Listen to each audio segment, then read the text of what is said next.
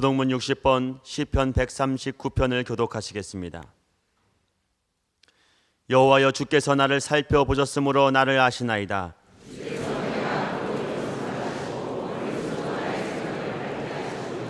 나의 모든 길과 내가 눕는 것을 살펴보셨으므로 나의 모든 행위를 익히 아시오니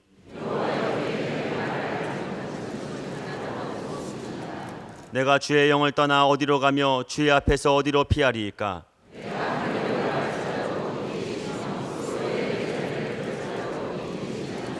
내가 새벽 날개를 치며 바다 끝에 가서 거주할지라도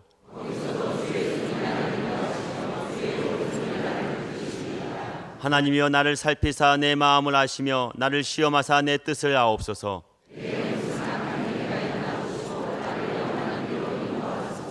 아멘.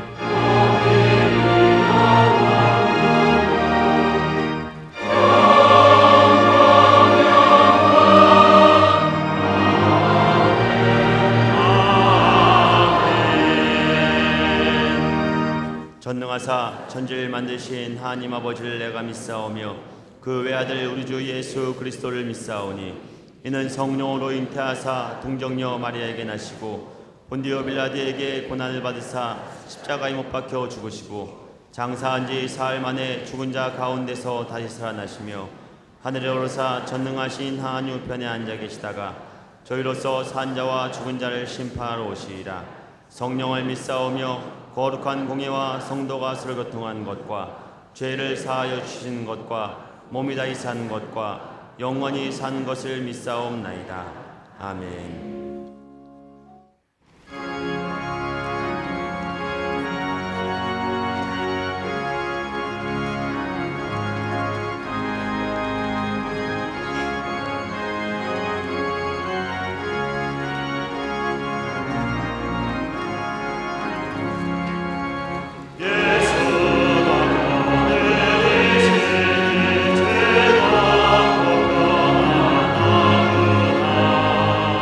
주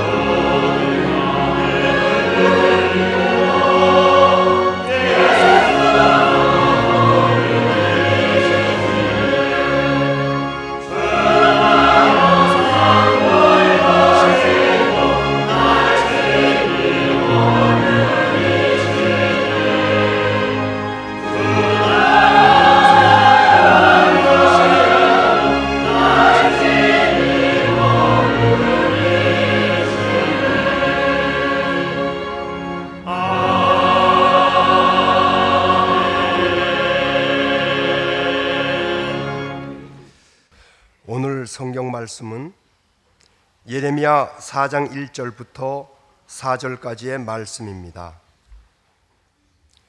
여호와께서 이르시되 이스라엘아 내가 돌아오려거든 내게로 돌아오라. 내가 만일 나의 목전에서 가증한 것을 버리고 내가 흔들리지 아니하며 진실과 정의와 공의로 여호와의 삶을 두고 맹세하면 나라들이 나로 말미암아 스스로 복을 빌며 나로 말미암아 자랑하리라. 여호와께서 유다와 예루살렘 사람에게 이와 같이 이르노라. 너희 묵은 땅을 갈고 가시덤불에 파종하지 말라. 유다인과 예루살렘 주민들아 너희는 스스로 할례를 행하여 너희 마음 가죽을 베고 나 여호와께 속하라. 그리하지 아니하면 너희 악행으로 말미암아 나의 분노가 불같이 일어나 사르리니 그것을 끌 자가 없으리라. 아멘.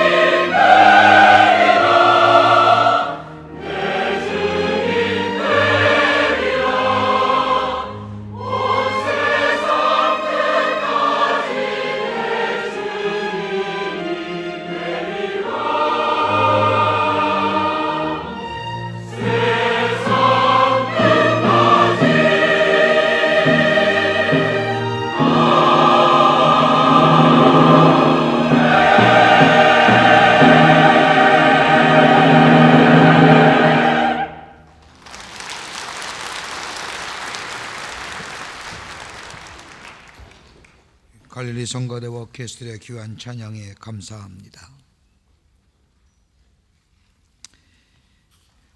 우리는 한 해를 시작하면서 여러 가지 결심을 하고 시작합니다.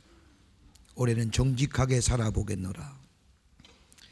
올해는 착한 일하고 살겠노라.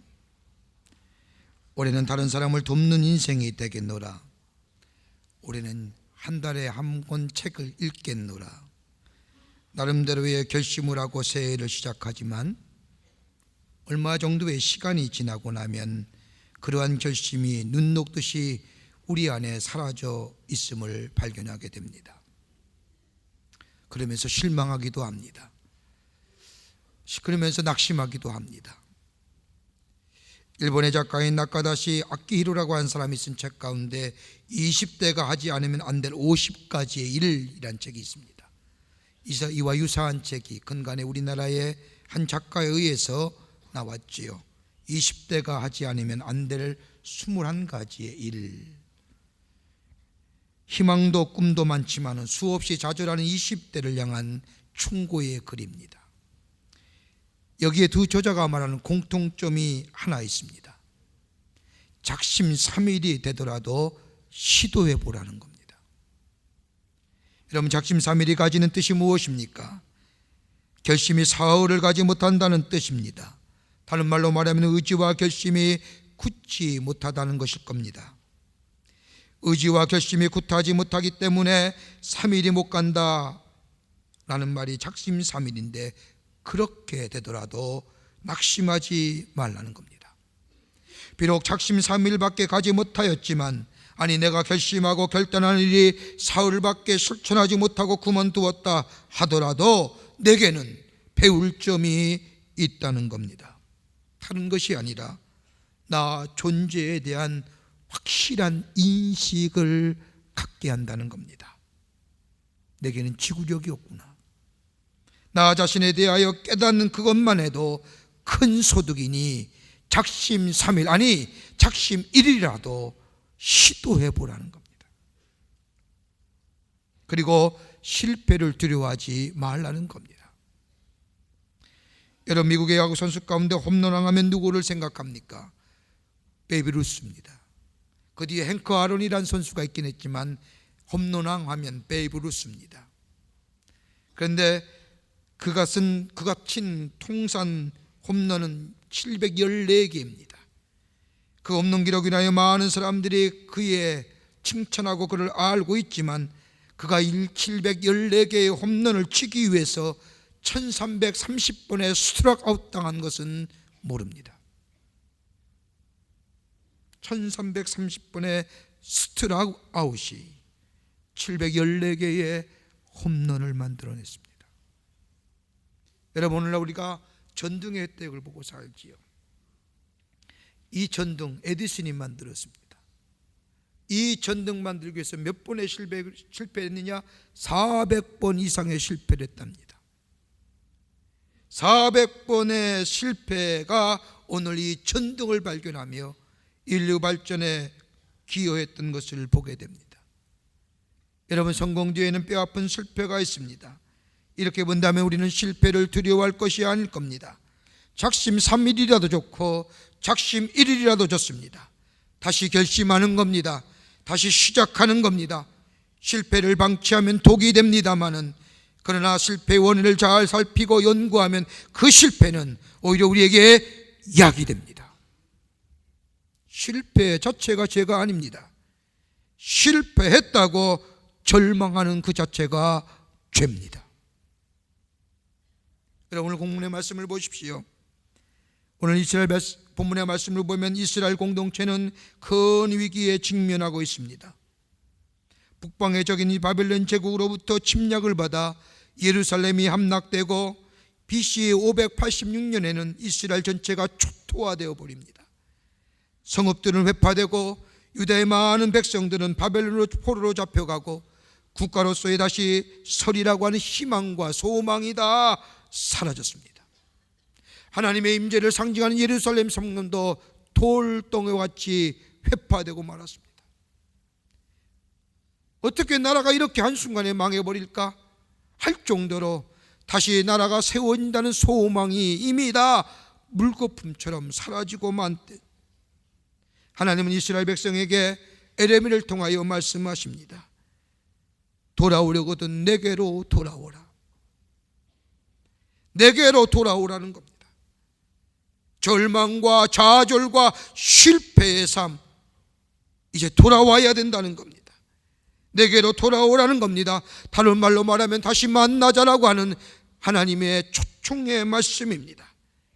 여기에는 과거에 맺은 언약 공동체 행하셨던 위대한 일들, 아브라함과 이삭과 모세와 그리고 여호수아와 그 밖에 수많은 사람들과 맺었던 개인의 언약과 더불어 이스라엘 공동체와 맺었던 언약을 공동체에 새롭게 회복시키시고 지속되기를 원하신다고 하는 하나님의 간절한 마음이 담겨져 있는 것입니다. 돌아오라는 겁니다. 여러분, 성경의 말씀을 읽다 보면 우리 마음속에 깊게 우리의 폐부를 찌르는 말씀이 있다고 한다면 돌아오라는 겁니다. 여러분, 돌아간다고 하는 말은 성경에는 세 가지의 의미가 있습니다. 하나는 돌아간다고 하는 것은 우리가 흔히 얘기하는 것처럼 우리의 참다운 고향, 즉 하나님 나라로 돌아간다는 겁니다. 죽음입니다. 이것이 돌아간다는 의미입니다.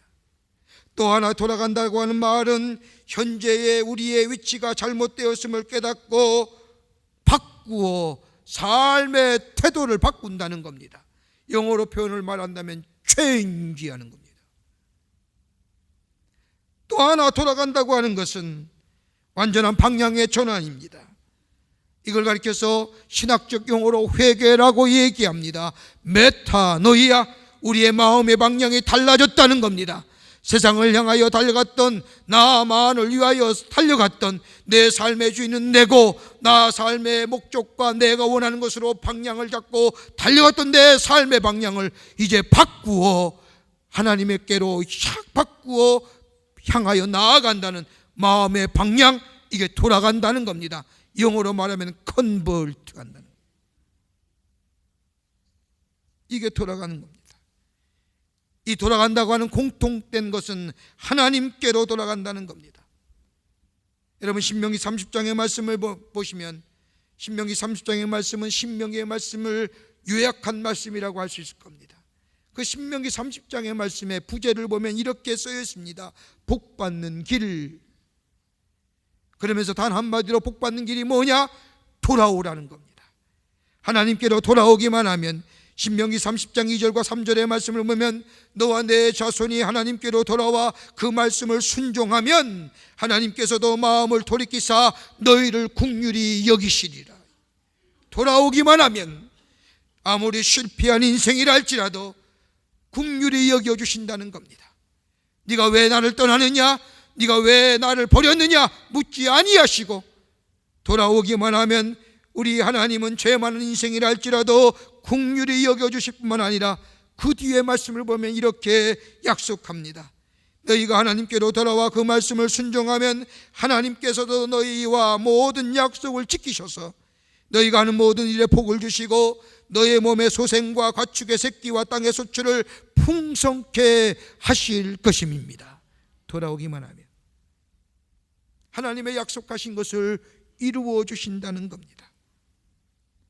돌아간다는 것, 하나님이 우리의 삶의 방향과 목적과 우리의 삶의 주인됨을 고백하는 행위. 여러분, 2013년을 지난 지도 벌써 20일이 지났습니다.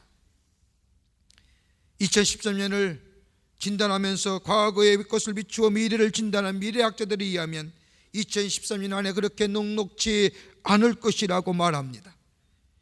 2014년 다른 해보다 불확실성과 모호성의 한 해가 될 것이라고 얘기하며 우리의 기대와 바람이 더욱더 충돌할 것이라고 진단합니다. 여러분, 하나님의 약속의 성취 어떻게 이루실 겁니까? 불확실과 모호성의 시대, 내가 바라는 기대와 내가 바라는 것들이 다 더욱더 충돌하고 갈등의 시기에 어떻게 하나님의 약속하신 것을 내 삶 속에 성취하고 이루어 내 속에 역사하시는 하나님을 증거하는 삶 살아가실 겁니까?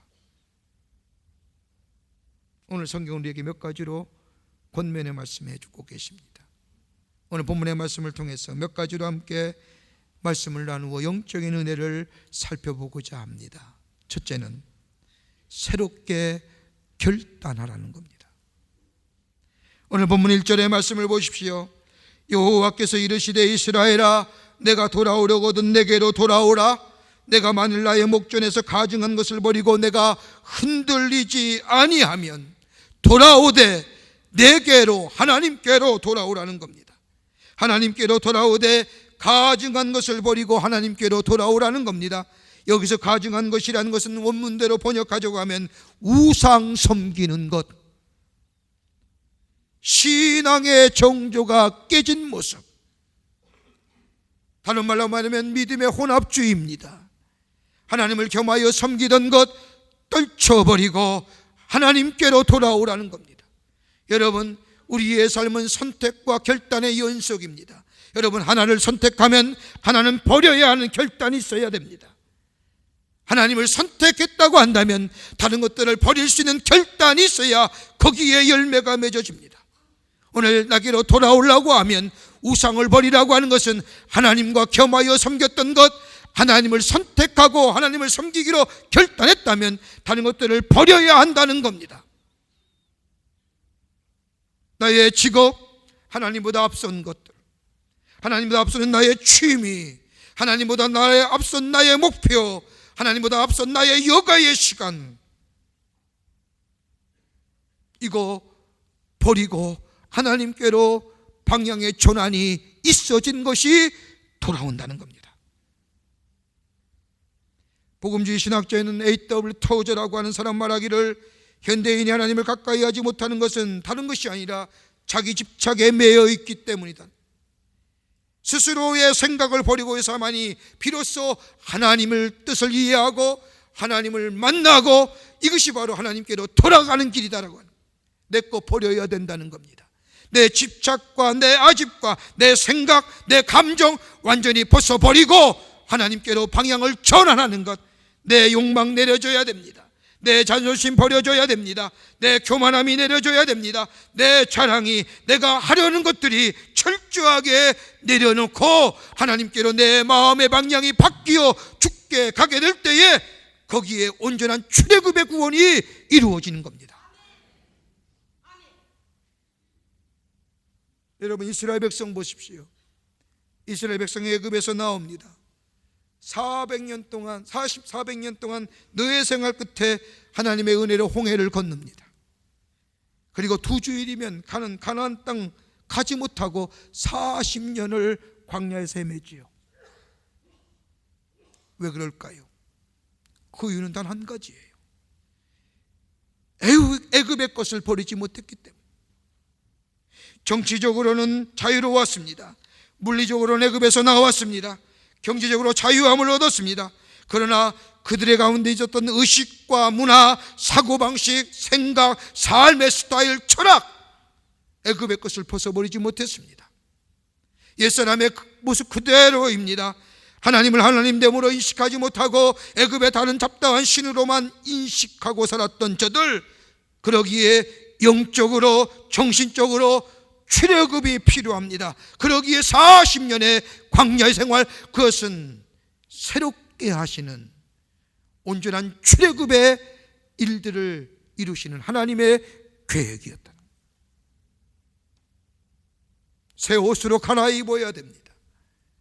옷이 날개고 옷이 그 사람의 인격이고 옷이 그 사람의 됨됨이를 얘기합니다. 새 옷으로 갈아입어야 됩니다. 그리스도의 옷으로 새롭게 갈아입고 내 거 다 버리고 마음의 방향을 바꾸어 하나님께로 돌아가게 될 때에 거기에 약속의 성취가 이루어지며 모호성과 불확실성이 확실해지는 역사가 우리 가운데 있어지게 됩니다. 여러분, 시카고의 한 작은 마을에 있었던 일입니다. 어느 교회의 3살 박이 어린아이의 죽음을 놓고 장례식을 합니다.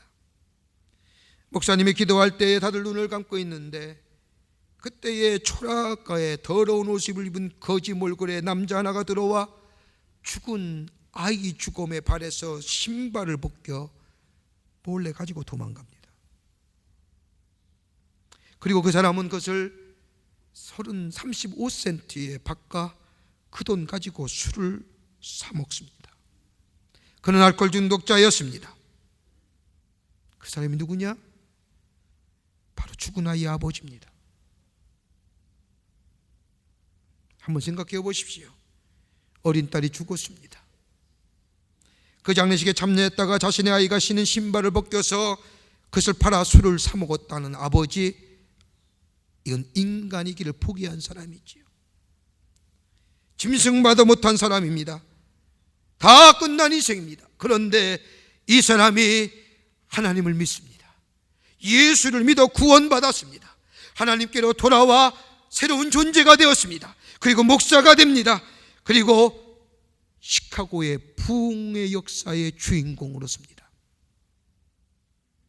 그가 설교할 때마다 수많은 사람들이 하나님께로 돌아옵니다. 그가 누구냐? 시카고의 영적 부흥을 일으켰던 멘트 라이더 목사입니다. 그는 거리 뒷골목에 알코올 중독자로 헤매는 자들에게 자신의 경험에 비추어 하나님의 강력한 메시지를 선포할 때에 저들이 회개하고 돌아옵니다. 여러분 생각해 보십시오. 자신 아이의 죽음에서 신발을 빼어 팔아먹었던 알코올 중독자, 하나님이 손대시고 하나님께로 돌아온, 새롭게 하시는 하나님의 위대한 일을 그를 통하여 이루어 가십니다. 여러분, 이제는 하나님께로 돌아갈 때입니다. 새로운 옷으로 갈아입고 하나님께로 돌아갈 때에 우리의 불확실성과 우리의 모성과 불확실한 미래가 확실해지고, 그리고 소망 가운데 살아가는, 약속의 성취를 바라보며 나아가는 하나님 역사의 주인공 되는 놀라운 일이 우리 가운데 이루어집니다. 여러분, 예레미야서 29장 11절 말씀을 보십시오. 하나님께로 돌아갈 때에 하나님 우리에게 이렇게 약속하십니다. 너희를 향한 나의 생각은 재앙이 아니라 평안이요 너희에게 미래와 희망을 주는 것이니라. 나는 재앙이 아니라 평안 주고, 나는 미래의 불확실한 미래를 확실하게 하는 희망과 소망 주는. 미래가 불투명하십니까? 모호하십니까? 그냥 하루 대충 살아가십니까? 아닙니다. 이젠 돌아가야 합니다. 우리의 마음의 방향이 바뀌어져야 합니다. 새롭게 결단하십시오. 여기에 하나님의 약속의 성취가 우리 가운데 이루어지는 한 해가 될 줄 믿습니다. 둘째로, 새롭게 맹세하라는 겁니다. 오늘 본문 2절의 말씀을 보십시오. 하나님께서는 예레미야를 통하여 이스라엘 백성에게 이렇게 말씀합니다. 진실과 정의와 공의로 여호와의 삶을 두고 맹세하면 복을 받고 그리고 나로 말미암아 자랑하리라. 여호와의 이름을 가리켜 다시금 진실함과 공평함과 정의로움으로 살겠다고 맹세하라는 겁니다. 여러분, 여기서 진실함이 뭘까요? 자기 자신에 대한 진실함입니다. 여러분, 우리가 얼마큼 우리 자신에 대해 진실하신가요? 여기서 말하는 공평은 이웃에 대한 공평입니다. 나 자신에 대하여 관대하며 다른 사람에게는 엄격한 잣대를 들이대며 비판과 정죄했던 우리 안에 사라진 공평성. 정직함은 뭘까요? 하나님 앞에서의 정직함. 하나님을 무시하고 살았던, 안 보시고 안 계시는 하나님처럼 살았던 내 부정직함, 이거 다시금 돌이켜 하나님 앞에 나는 진실하게 살겠습니다, 나는 공평하게 살겠습니다, 나는 하나님 앞에 정직하게 살겠다고 다시금 하나님 앞에서 맹세하라는 겁니다. 쉽지 않지요. 그러나 우리 하나님은 우리의 이런 모습을 아시고 해결책을 우리에게 말씀해 주셨습니다. 오늘 본문의 말씀을 보면 너희가 진실하기를 원하느냐, 너희가 공평한 삶 살기를 원하느냐, 너희가 정직한 삶 살기를 원하느냐, 그러면 오늘 여기 말씀을 보면 너희의 묵은 땅을 갈고 가시덤불을 속에 파종하지 말라니. 묵은 땅 기경하라는 거예요. 가시덤불 속에 파종하지 말라는 거예요. 여러분, 이것을 이해하려고 하면 농사의 이치를 생각하면 쉽게 이해됩니다. 여러분, 좋은 결실을 얻으려면 먼저 좋은 땅이 있어야 됩니다. 그 다음에 좋은 종자가 있어야 됩니다. 그 다음에 비가 오고 햇빛이 나고 그리고 농부에 땀이 있을 때에 비로소 가을거지의 풍성한 열매를 맺을 수 있습니다. 그런데 무엇보다 중요한 것이 있다고 한다면 토양입니다. 땅이에요. 땅이 좋지 못하면 좋은 종자를 뿌린다 할지라도, 햇빛이 좋다 할지라도 열매 거둘 수 없습니다. 그러기 예수님도 마음의 밭을 땅으로 비유하여 우리에게 말씀하십니다. 옥토 같은 마음, 길가와 같은 마음, 가시덤불과 같은 마음, 돌짝보 같은 마음을 비유로 우리에게 말씀하셨습니다. 이렇게 말씀하신 이유는 다른 것이 아니라, 아무리 종자가 좋다 할지라도 땅이 좋지 못하면 하나님의 능력의 역사, 창조적인 역사, 생명의 역사가 일어날 수 없다는 겁니다.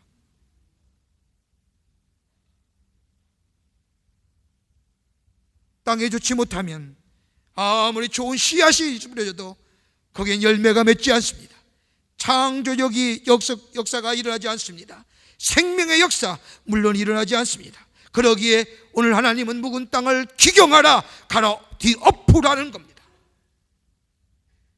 여러분, 지금 많이 사라졌지만 여러분, 옛날에 깊은 산속에 가면 화전민들이 사셨습니다. 화전민이 깊은 산속에서 삶을 위해 불을 지르고 그 자리를 파서 밭을 일고 농사 지며 먹고 사는 가난한 분들입니다. 근데 그들의 농사를 보면 씨를 뿌리려고 하면 먼저 해야 할 것이 뭐예요? 불 질러버리는 거예요. 싸그리 태워버리는 거예요. 다 태워버리는 겁니다. 그리고 돌을 제하고 좋은 흙이 나올 때까지 수고한 다음에 그 다음에 소중한 종자를 뿌립니다. 묵은 땅인 갈라는 것은 버려진 땅, 다 버려졌습니다. 관심 밖으로 버려진 것입니다. 잡초가 우거진 겁니다. 그 속에 아무리 좋은 종자를 뿌린다 할지라도 거기는 생명의 역사를 기대할 수 없습니다. 버려진 땅, 해묵은 땅, 옥토로 말려하면 응분의 수고가 있어야 되는데 태워버리든지 갈아엎어 버려야 됩니다. 묵은 땅이 무엇일까요? 무의식의 상태 속에 사로잡혀 있는 습관화된 죄된 습성들, 이것이 성품화되고 이것이 체질화되어 방종과 게으름과 사치와 낭비와 욕망과 이기적인 마음과 거짓으로 점철된 마음, 이거 갈아 뒤엎어줘야 거기에 말씀의 씨앗이 뿌릴 때에 30배, 60배, 100배의 열매가 맺어져요.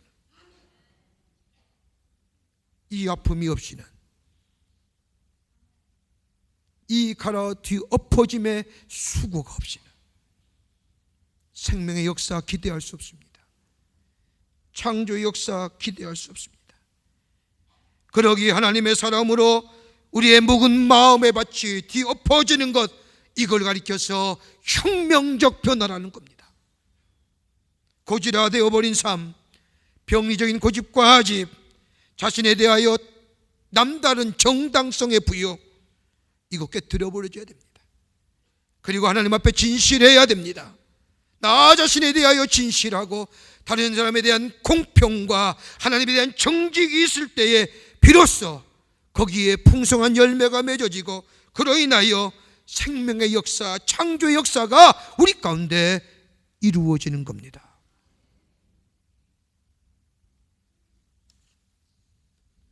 여러분, 쉽지 않지요. 그러나 할 수 있는 거예요. 예수님이 우리 마음의 주인 되시고 하나님의 말씀이 내 안에 있고 성령이 나의 임재 속에 나의 삶을 이끌어가게 될 때에 실패와 비틀거리는 우리의 영적 걸음이라 할지라도 우리 안에는 새로운 생명의 역사를 만들어내는 하나님의 약속의 성취를 경험할 수 있습니다. 여러분, 도토리, 다람쥐 보십시오. 다람쥐는 겨울을 나기 위해서 도토리를 땅에 저장하지요. 근데 동물학자에 의하면 다람쥐는 도토리를 저장할 때에 한 구멍에 하나씩만 저장한다고 합니다. 우선 밭발로 구멍을 깊숙이 파고 주둥이로 도토리를 구멍 밑바닥에 정성스럽게 넣고 그 다음에 흙을 덮고 흙 위에 마른 잎들을 덮습니다. 그런데 여러분, 다람쥐가 한겨울을 낳기 위해서는 몇 개의 도토리가 필요하느냐? 2,000개입니다. 그러니까 몇 개의 구멍을 파요? 2,000개. 생명 유지하기 위해서 그 어린 동물도, 그 적은 것도 2,000개의 구멍을 파고 거기에 도토리 심고 자기만 아는 표식과 그리고 자기가 노는 것 같지만 후일을 기대하는 거예요. 미래를 바라보는 거예요. 지금의 수고와 지금의 땀 흘림이 미래가 보장되는 거예요. 여러분, 새롭게 선언하십시오. 그리고 새롭게 결단하십시오. 그리고 새롭게 맹세하십시오. 오늘 하나님 앞에 진실하게 살겠느라, 내가 공평한 삶 살겠느라, 하나님 앞에 정직하게 살겠느라, 안 되지만 성령의 역사하심을 구하며 내 마음의 밭을 뒤집어 엎는 새로운 기경의 역사가 있게 될 때에 거기에 말씀의 씨앗이 떨어지고 거기에 생명의 역사, 창조의 역사, 혁명적 변화의 역사가 우리 가운데 이루어지는 약속의 성취를 누리며 사는 복된 하나님의 백성 될 줄 믿습니다.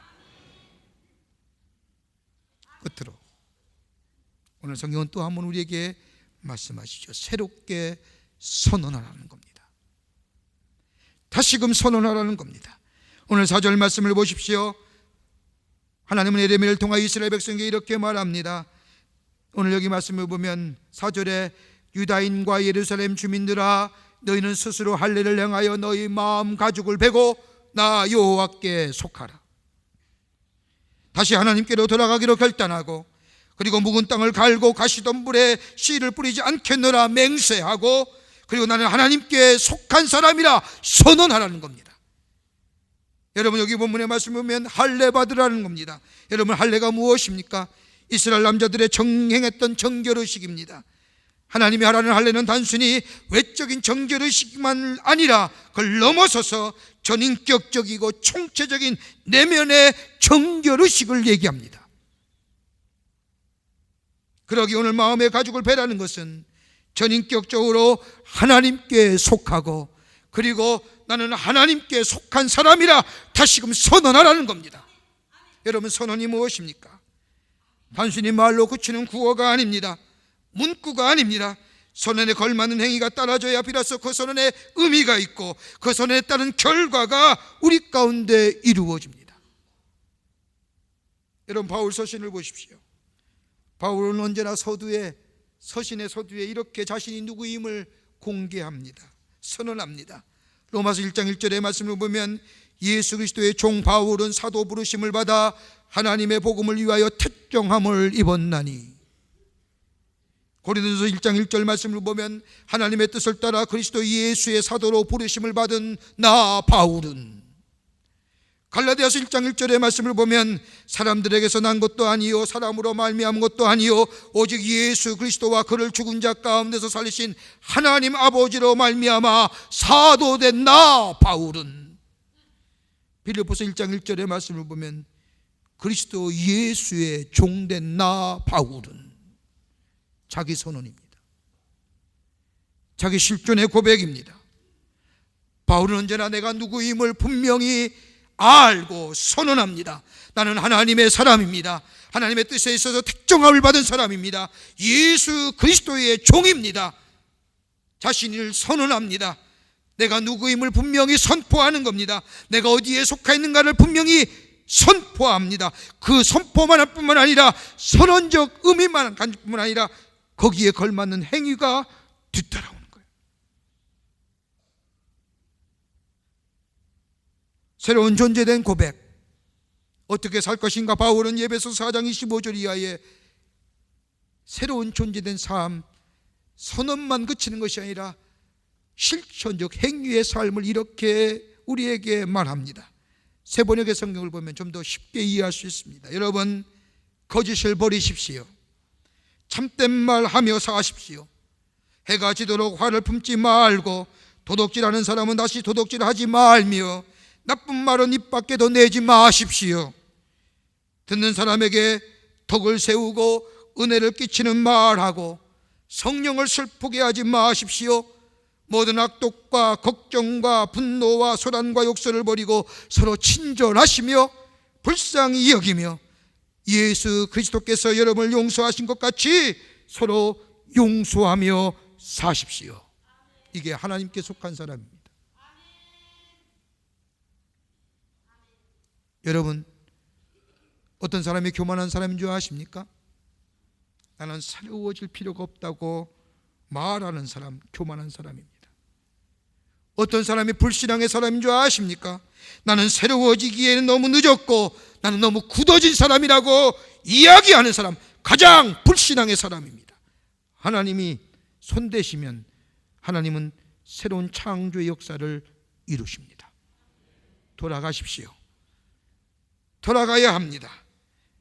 우리의 교만과 불신앙을 던져버리고 돌아가며 새로운 결단과 새로운 맹세와 새로운 선언이 있게 될 때에 거기에 생명의 역사가 있고 거기에 부유함이 있으며 거기에 창조적 혁명적 변화가 일어납니다. 2차 세계대전 중 미국의 해군 역사 중에 가장 용감하게 지휘했던 지휘관의 이야기가 하나 있습니다. 1943년 6월 어느 날 필리핀 바다의 전투였습니다. 그 당시에 항공모함 전대를 이끌고 있었던 사람은 누구냐? 맥미처 제독이었습니다. 대규모 일본 함대를 미군 전투기들이 함재기들이 항공모함을 떠나 공격하게 되었습니다.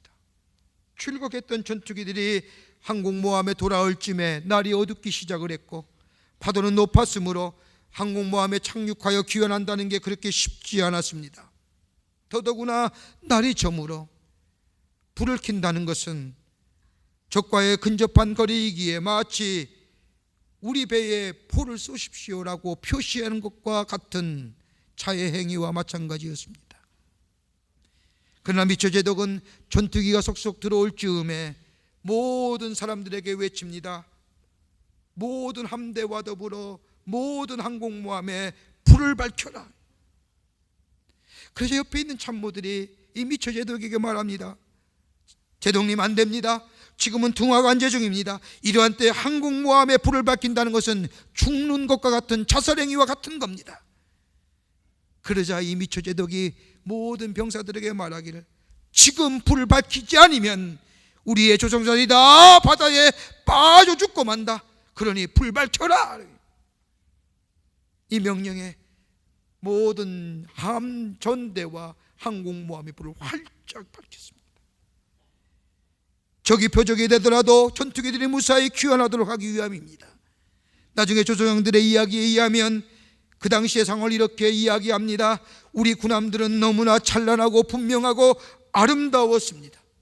마치 중국인의 설날과 독립기념일을 합친 것처럼 우리 군함들이 배 한가운데 불을 활짝 켜고 서 있는 모습이 마치 지옥에서 오아시스를 보는 것과 같았습니다. 이날 80대의 전투기가 임무를 마치고 무사히 모함에 귀환하였고 불과 3대만이 희생되었다고 합니다. 빛이 어디 있습니까? 우리의 안전함이 어디에 있습니까? 우리의 편안함이 어디에 있습니까? 다른 게 아니라 우리의 마음의 방향을 바꾸어 하나님께로 돌아갈, 세상의 빛은 꺼져가는 겁니다. 그러나 빛 대신 주님은 영원합니다. 그 하나님께로 우리가 실패하고 우리의 걸음이 비틀거리는 걸음의 연속이랄지라도 다시금 선언하십시오. 나는 하나님께 속한 사람입니다. 다시금 맹세하십시오. 하나님의 진실과 공평함과 정직함에 서겠노라. 다시금 결단하십시오. 하나님께로 돌아가겠노라. 그러면 우리는 미래는 평안할 것이고 미래는 소망이 넘치며 아무리 불확실과 모호성의 연속이랄지라도 확실해지며 주의 약속의 성취를 누리며 사는 하나님 나라의 복된 백성이 될 줄 믿습니다. 이런 믿음으로 승리하시는 여러분과 저와 되시기를 주의 이름으로 축원합니다. 사랑해 주님, 감사합니다. 저희를 주께서 당신의 백성 삼으시고 도우시고 인도하신 놀라운 하나님의 은혜 다시금 감사합니다.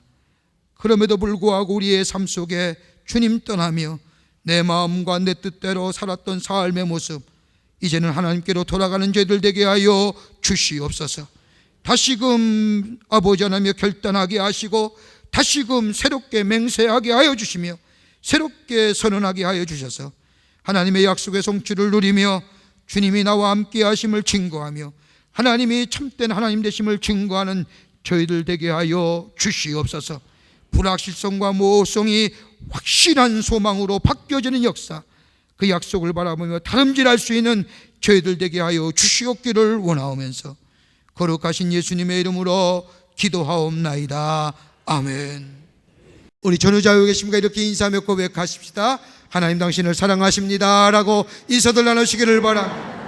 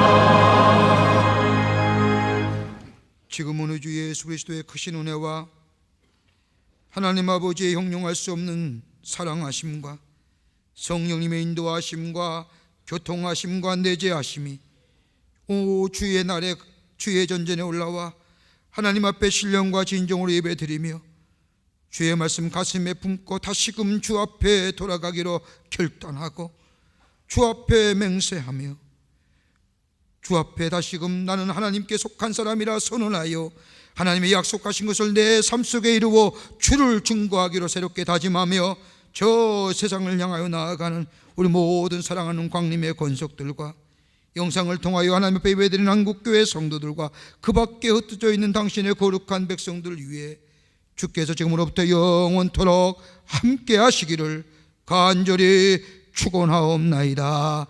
아멘.